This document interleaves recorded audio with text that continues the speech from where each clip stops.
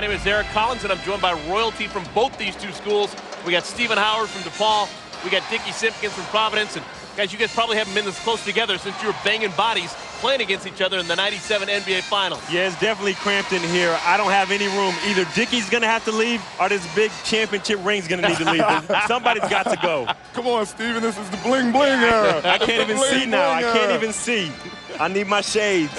Well, it is paramount that Providence not leave this building tonight 0-2 in the Big East. Whatever they have to do, whether it be suit up Providence, royalty to my left, Mr. Dickie Simpkins, they need to do it. There were some highlights for Providence. Few and far between.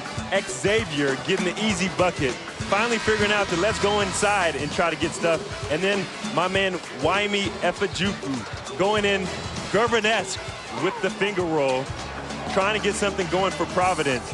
And they just figured out that that pick and roll is their best move, trying to get easy buckets.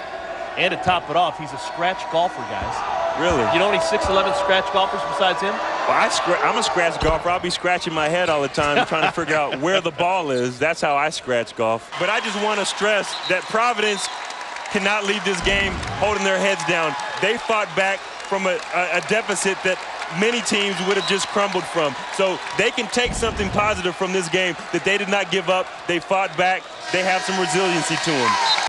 Why have we seen almost zero fall off in his game?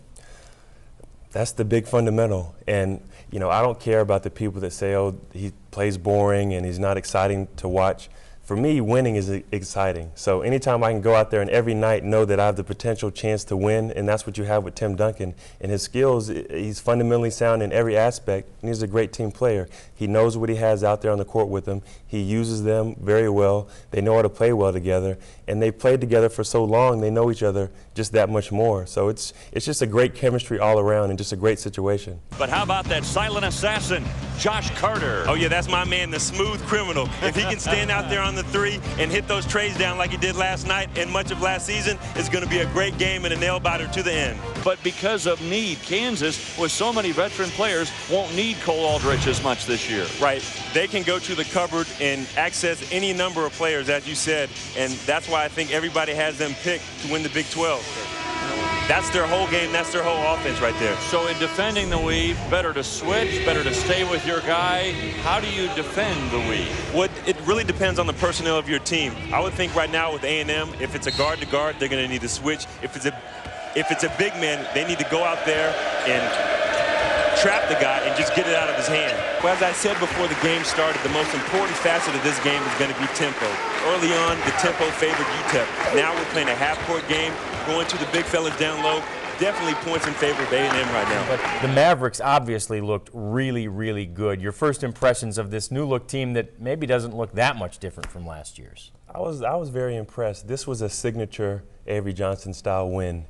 They went in and they did everything that they needed to do. They played well offensively and defensively.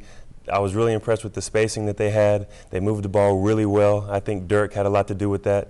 And anytime you can have your star player be the focal point of moving the ball, you're always going to be happy with that. But I was impressed. Even the newer players, they seemed to fit in well.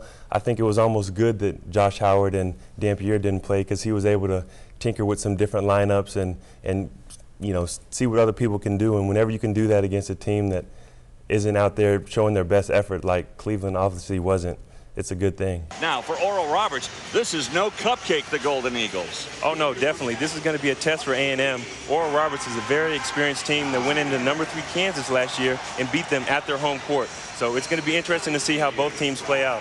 How about your list? I pretty much agree with those guys, the AP preseason All-American. You got to have a Chris Lofton on there. He's a great stroker. He can go from downtown. Darren Collinson, he's a floor general. Tyler Hansbrough, that guy there is just relentless. He goes after every ball like it's his last one. And Roy Hibbert, in my estimation, has to have the best feet of any big man I've seen in quite a while.